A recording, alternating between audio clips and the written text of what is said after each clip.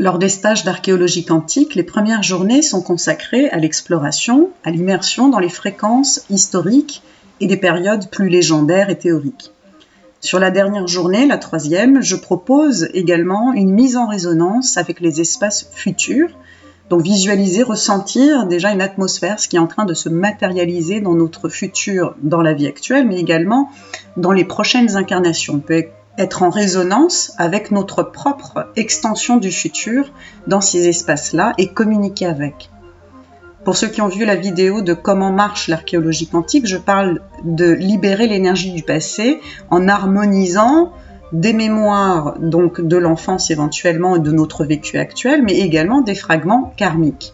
En libérant ces blessures du passé, en harmonisant les impacts émotionnels que nous avons vécus, on s'aligne beaucoup mieux au présent et on développe donc une énergie disponible pour des variantes futures optimales. Donc ça nourrit également notre extension du futur.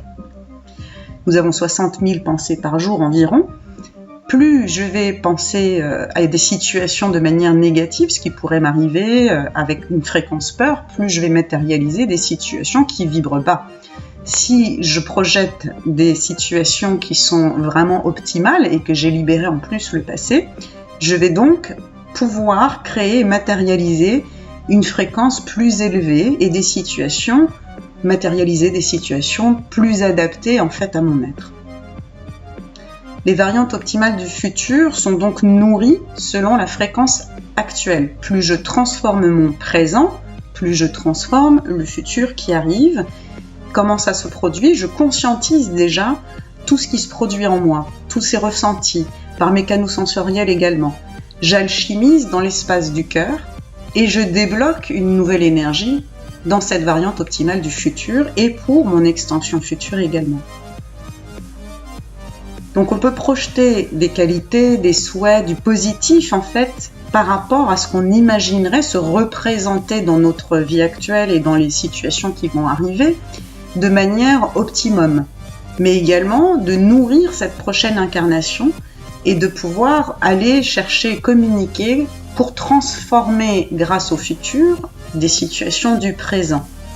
Ce sont également des histoires de leçons d'âme qui sont intégrées ou pas et qu'on va pouvoir alchimiser à l'intérieur de nous pour débloquer en fait tout ce qui va être plus optimum pour nous.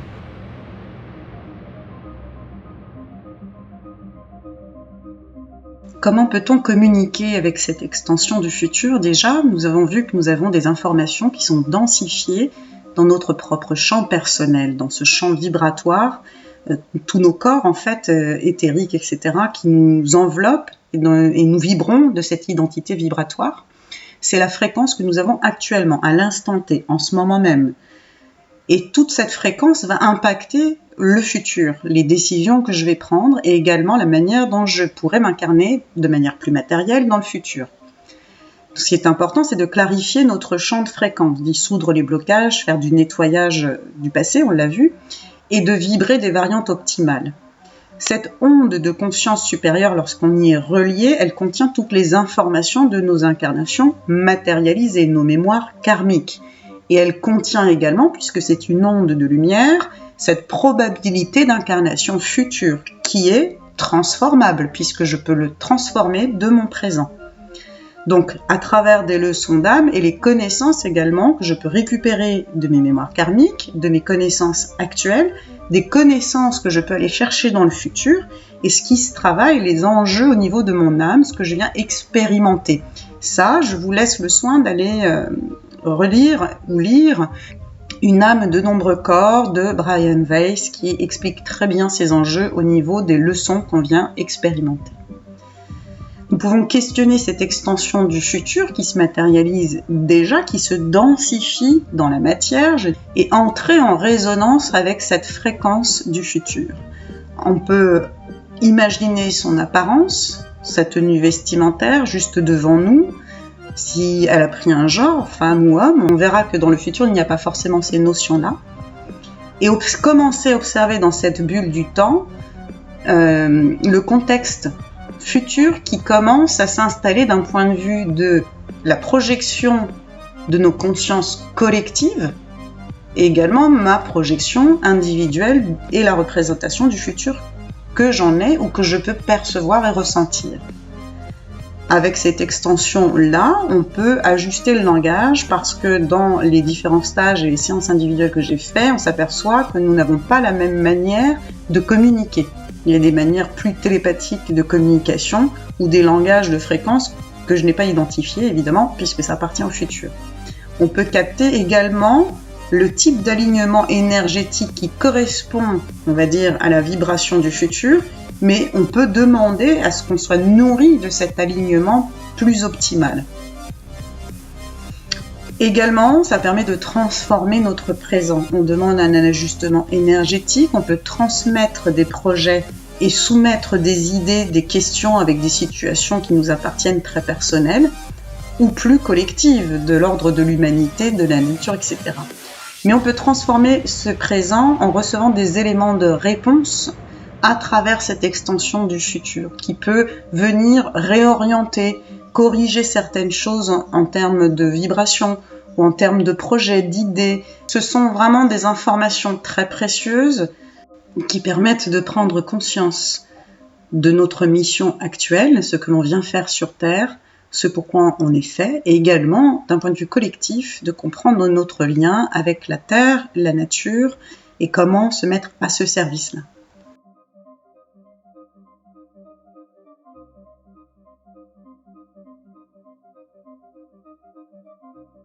En faisant l'expérience de travailler sur ces fragments karmiques passés, les mémoires ancestrales et d'aller chercher l'ancien savoir, comme d'aller faire des immersions dans le futur et de percevoir cette extension du futur ainsi que les informations qui commencent à se matérialiser.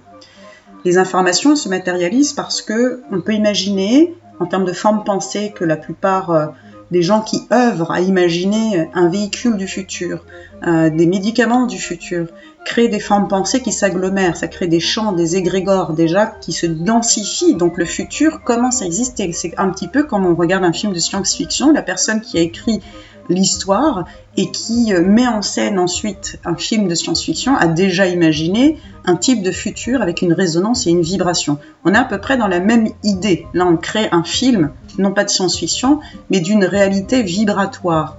Comment je la change dans mon présent ? Évidemment, on imagine que l'on va optimiser notre propre présent. Il y a deux notions qu'on comprend en faisant l'expérience. Premièrement, on a un destin individuel qui revient et qui s'incarne, on va dire, sur Terre pour faire des expériences au niveau de l'âme de progression, pour contribuer également au monde, mais à une certaine humanité. C'est-à-dire qu'on a un destin, parfois collectif, soit par famille d'âme, soit vraiment en termes d'humanité, qui est relatif à une variation, un algorithme de la Terre. Greg Braden l'explique vraiment très bien, en fonction de ces cycles, et ça, on le retrouve également dans la mémoire ancestrale, c'est-à-dire toutes les anciennes philosophies, traditions, les Mayas, les Incas, les Égyptiens ont déjà évoqué des visions de l'évolution de la Terre telle qu'elle est aujourd'hui dans notre présent. Comment ils ont eu ces informations de cette évolution de la Terre ? Greg Braden explique, puisqu'il cumule toutes ces anciennes traditions pour déterminer des enjeux communs, en fait, pour bien comprendre, et on s'aperçoit qu'il y a des cycles. Et nous, on rentre en s'incarnant dans ces cycles-là, en termes d'humanité et de la planète Terre. Alors, si je questionne mon extension du futur, je vais pouvoir processer tous les éléments de réponse et d'informations qu'elle me transmet. Cette visualisation, ce ressenti, parce qu'on ne capte pas tous par nos canaux sensoriels de la même manière, ça nous permet de ressentir beaucoup d'enthousiasme et de joie, en fait, et de savoir qu'on a aussi la capacité d'aller transformer notre futur. On peut avoir la vision du monde qui permet de recevoir des informations sur la nature, la technologie, des pratiques énergétiques, les relations humaines telles qu'elles sont en train de se manifester dans un futur proche et un futur lointain.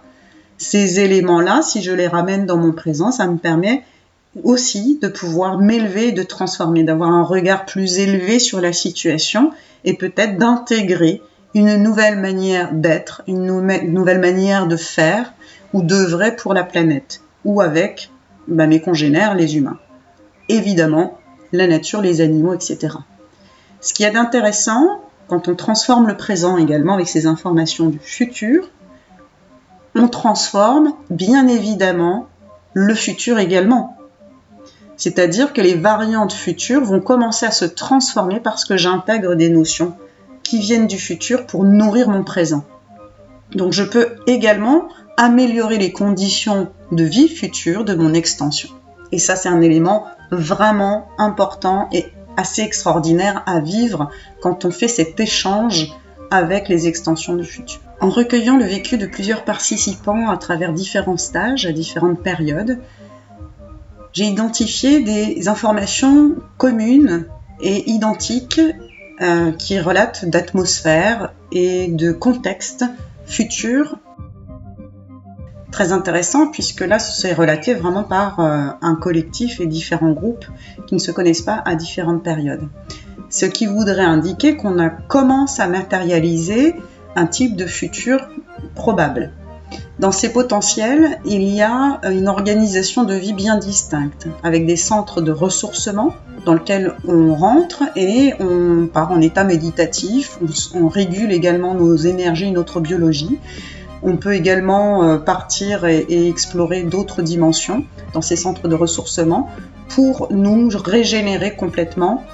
Il y a des centres de permaculture vibratoire, un peu comme dans le livre La prophétie des Andes. Si vous l'avez pour la plupart lu, on voit le champ vibratoire des plantes et c'est à peu près ce qu'on voit dans les espaces futurs également.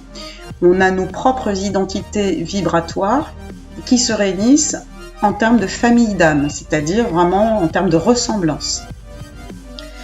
Nos capacités humaines sont plus alignées. Il y a une amplification également des canaux sensoriels. Dans ces espaces futurs, il est également montré que nous communiquons avec le champ de fréquence des éléments, de l'eau, de l'air, etc. et également des différents règnes. Notre conscience semble plus reliée entre le cœur, le corps, l'esprit, l'onde de source et les portails astrologiques également.